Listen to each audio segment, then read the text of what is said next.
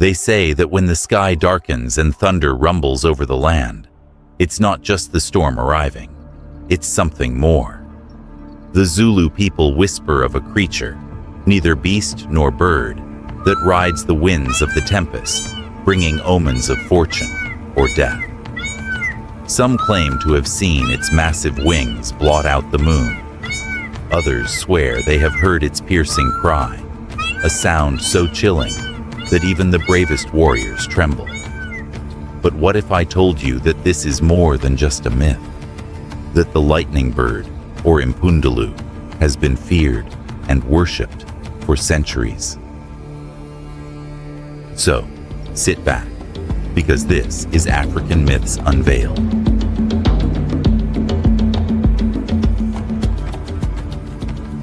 Before we dive deeper into the story, I have a quick question for you.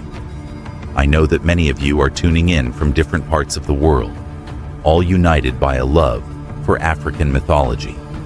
So, I'd love to reconnect. Drop a comment below and let me know where you're watching from. I'll be in the comment section engaging with you. And if you're enjoying the content, a like and subscription would mean the world to me. All right, let's get back to the story. The rolling hills of Zululand stretched under an ominous sky. The village of Emakosini, a place of warriors and kings, had known peace for many seasons, but that peace was about to be shattered.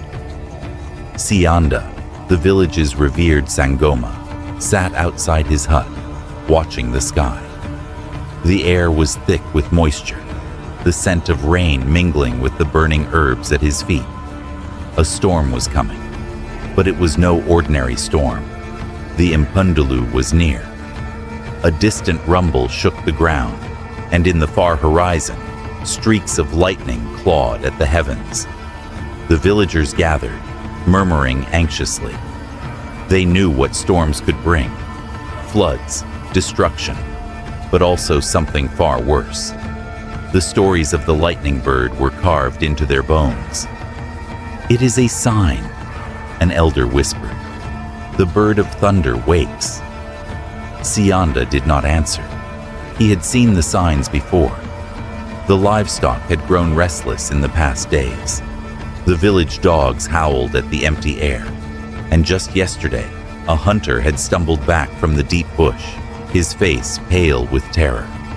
He spoke of a monstrous bird, its feathers shimmering like wet ink, its eyes glowing like embers in the dark. "It watches us," the hunter had whispered. "It is waiting." Then, as if answering his words, a flash of lightning split the sky, followed by an earth-shaking clap of thunder. The villagers gasped, but Sianda was not looking at the heavens. His eyes were on the shadows beyond the village fence. Something was moving, something with wings. The first heavy drops of rain splattered against the dry earth as the villagers huddled together, whispering prayers. Sianda tightened his grip on his staff, his gaze locked on the shifting darkness beyond the village fence. Then, with a blinding flash of lightning, they saw it. Perched atop a twisted marula tree, its feathers gleaming in the storm's light, was a creature unlike any other. It was massive, easily the size of a man, with long curved talons that gripped the branches like iron hooks. Its feathers shimmered, turning from black to blue to silver, as though the storm itself flowed through them.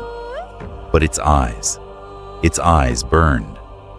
Two glowing orbs staring directly at them. The Impundulu had arrived. A young boy, no older than 10, let out a startled cry and stumbled backward. The villagers held their breath. Would the bird strike? Would it summon another bolt of lightning to punish them? But the creature did not move. It only watched. Sianda stepped forward. The rain soaked his robes, but he did not waver. He knew the stories. The Impundulu was no ordinary bird. It was a servant of the witches, a creature of power and mystery. Some claimed it could be commanded, that it served those who knew the right rituals. Others believed it was an omen of death, feeding on blood and bringing sickness wherever it flew. The Sangoma raised his hand. "We do not seek your wrath, spirit of the storm," he said, his voice steady. "Why have you come?" For a moment, all was silent, except for the howling wind. Then, without warning, the lightning bird spread its wings. The force of it sent a blast of air rushing through the village, knocking over baskets and scattering embers from the fire. The villagers shielded their faces, but Sianda did not move. He kept his gaze locked onto the creature. Then, the bird let out a cry. It was no ordinary sound. It was a piercing, electric shriek that rattled bones and sent shivers down the spine. And with it came another bolt of lightning, striking the ground mere feet away from where Sianda stood. The earth trembled.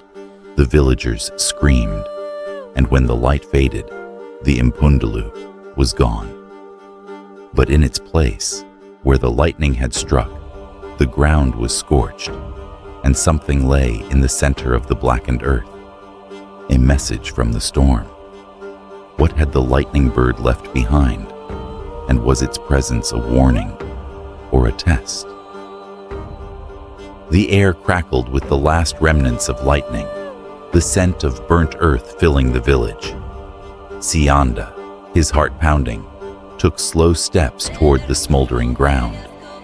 The villagers watched in silence, fear and curiosity warring in their eyes.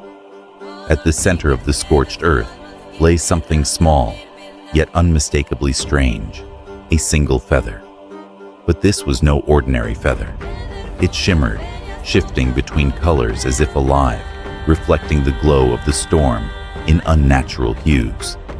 Sianda knelt beside it, hesitating only for a moment before reaching out. As his fingers brushed against the feather, a jolt of energy shot up his arm. He gasped, his vision suddenly awash with images, flashes of the past, whispers of the unseen, and a storm unlike any he had ever known. A deep voice echoed in his mind. The sky weeps. The blood of the earth runs dry. A storm comes, but it is not of the heavens. Find the one who calls the thunder. The vision shattered, and Sianda staggered back, the feather still pulsing in his hand. The villagers, seeing his reaction, murmured anxiously. "What does it mean, Sangoma?" an elder asked. Sianda exhaled slowly, steadying himself. "This is no curse," he said at last. "This is a message, a warning." The Impundulu had not come to destroy them. It had come to reveal something. But what? Just then, a figure stepped forward from the gathered villagers. It was the hunter, the same one who had first spoken of the lightning bird lurking in the shadows. But something in his expression had changed. His eyes flickered, reflecting the light of the storm. "I have seen it before," the hunter said in a low voice. "In the mountains, where the rivers run dry, there is one who calls the storms, one who feeds the bird." The air grew thick with tension. The villagers turned to Sianda, waiting for his decision. "Then we must go," the Sangoma said firmly. "We must seek the storm's master." With the mysterious feather in hand and a storm still raging overhead, Sianda and a small group of warriors prepared for a journey, one that would lead them to the truth behind the lightning bird's arrival and the hidden power that had called it forth. But what awaited them in the mountains? And who was the true master of the storm? The journey to the mountains was treacherous. Sianda and his warriors pressed on through rain-slicked trails, their path illuminated by flashes of lightning. The air was thick with tension, the kind that comes before something terrible is revealed. By the third night, they reached the foothills of the Drakensberg Mountains, where the hunter had claimed to see the one who calls the storms.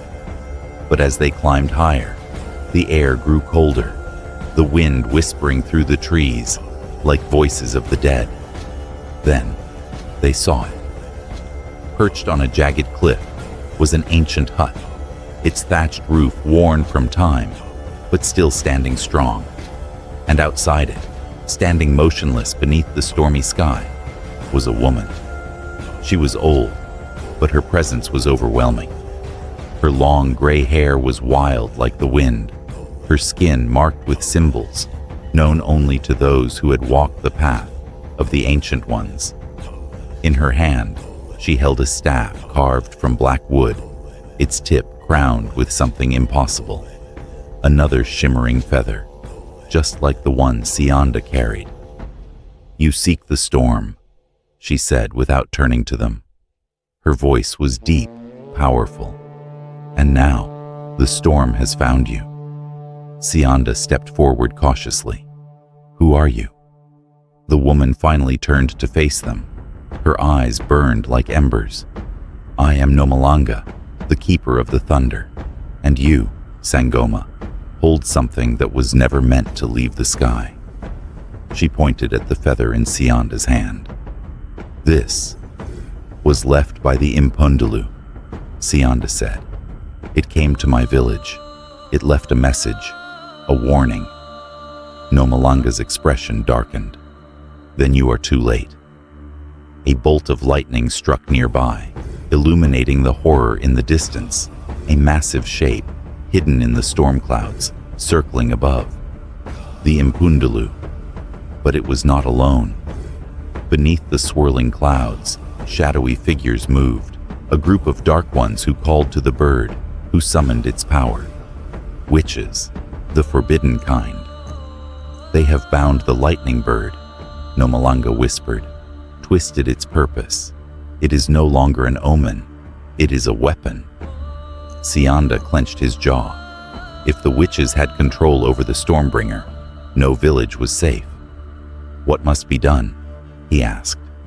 Nomalanga turned to him, her burning gaze locking onto his. "The bond must be broken. The storm must be freed." The wind howled around them, and the battle for the soul of the storm had begun. The lightning bird, Impundulu, is one of the most feared and fascinating creatures in Zulu mythology. It is often associated with witches, believed to serve them and feed on blood. Some legends say that it can be controlled, while others claim that it acts as a messenger of the ancestors, bringing storms to those who need them. This myth speaks to the deep respect African cultures have for nature's forces. Storms are not just weather events. They are messages, warnings, and sometimes punishments. It also reflects the belief that power can be misused, as seen in the legend of witches binding the lightning bird for their own dark purposes. Even today, stories of the Impundulu persist in parts of southern Africa, with some believing that those who claim to have seen it are marked for something greater, or something darker. If you enjoyed this story, don't forget to like this video and subscribe for more African mythology. Which legendary creature should I cover next? Let me know in the comments. And remember, when the storm comes, listen closely. You may hear the cry of the lightning bird.